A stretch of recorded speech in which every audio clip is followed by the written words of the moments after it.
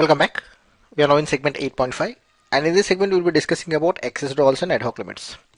So far in this chapter we have discussed about working capital limit, the requirement, why companies need working capital requirement, and we see in the various assessment methods. We also had a discussion on the holding levels, the concept of holding levels, and the various assessment methods, right? So now banks have completed the assessment. Right? Say you're a company, you have applied for a particular limit and bank has sanctioned the limit, right? Say for example, bank has sanctioned 200 lakhs, right?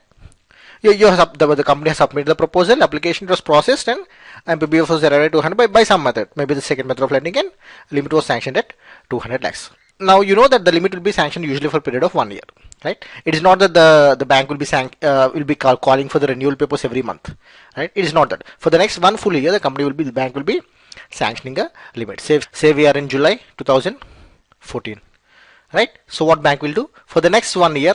It will be taking the projections, right? It will taking the projections, and it will be arriving at the likely requirement for the working capital limit. So it has sanctioned 200 lakhs. So till say this is 20th July. So till 20th July 2015, the company has to manage with this limit of 200 lakhs.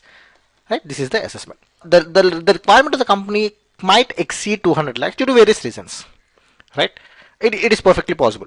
Right? Say for example, during this period, the company might require an amount more than 200 lakhs.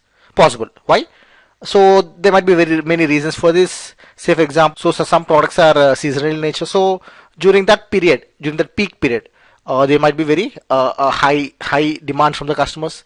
So maybe other reason could be there might be scarcity in raw material due to some transport strike and things like that. So there might be situations, there might be brief periods. I'm not saying this for the whole year, but there might be brief periods, right? Say in a matter of days or months, very few, say for example, so 15 days or 30 days, like 1 or 2 months. For a brief period, the requirement might be more than the sanction limit. So in those situations, and these are genuine, right? These are genuine requirement. So if the requirement is genuine, what banks do is they sanction something called excess drawal. Okay, what is excess drawal? As the name implies, you're allowing the company to draw beyond the sanction limit. So the limit is fixed to 200 lakhs, but you're allowing the company to draw more than 200 lakhs. You can go up to 205, 210, right? You are allowing the company to exceed this sanction limit, but for a brief period. So usually excess drawal is for a period of 15 days, right? Your bank might have a different policy, but usually excess drawal is for a very short duration, usually for 15 days. And how much more than the sanction limit? Again, it varies from bank to bank, but you can usually say it's 20%. So in this example, we had 200 lakhs as a sanction limit. So now it can go up to 240 lakhs. So the excess drawal will be fixed for 240 lakhs. So during this 15 days period, the company can utilize up to 240 lakhs. Of course, there will be some additional interest, right? Obviously, there will be, so regular interest is say 15%. Maybe bank will charge say 16% or 17%, right? For this 40 lakhs, additional 40 lakhs for this period. Okay. So you have to understand that excess drawal is for a brief period, right? So what happens after 15 days, the company has to bring down this limit to within the 200 lakhs. Okay. It's only for this 15 days, right? So after 15 days, the limit has to be regularized. Regularized means it has to be brought down within 200 lakhs. So how the company will bring it down to 200 lakhs? So initially it was 200 lakhs. The excess drawal was sanctioned on day 1, and till day 15, the company can go up to 240 lakhs. So the company will draw this 240 lakhs, right? It will then maybe it will do some it'll purchase some material, it will do some processing, it will sell some goods, seasonal demand for this brief period.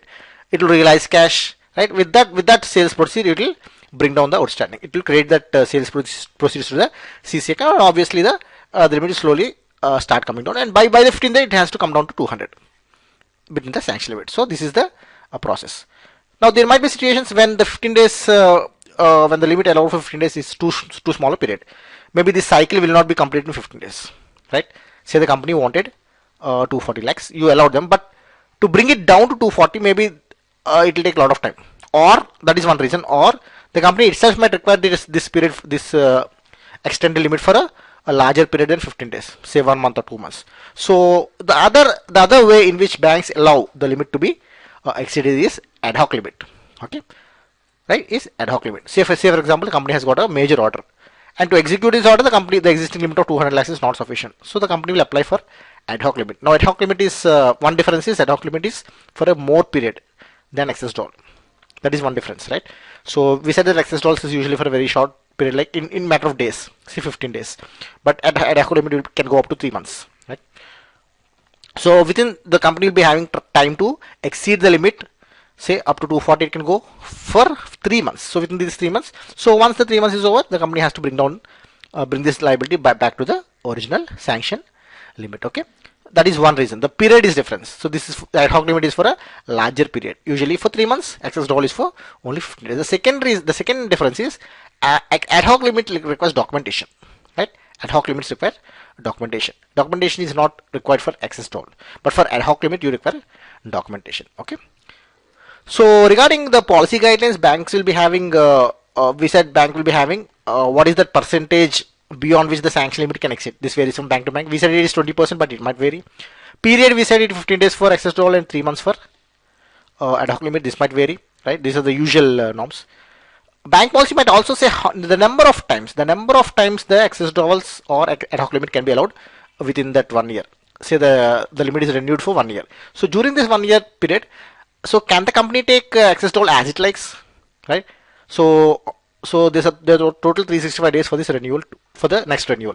So on day one, so on the 10th day, the company exceeds the limit by 20% and brings it back within the 15 days. Then can it go again second time, third time? Like how many times within this?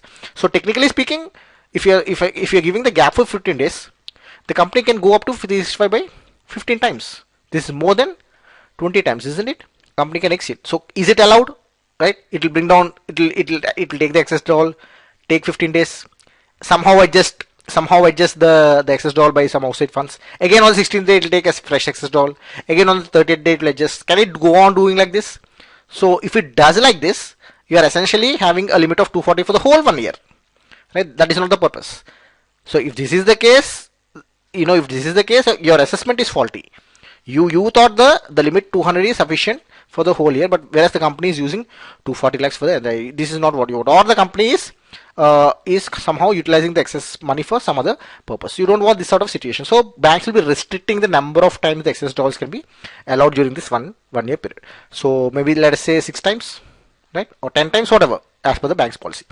Ad hoc limit will be for a lesser month because the duration is more.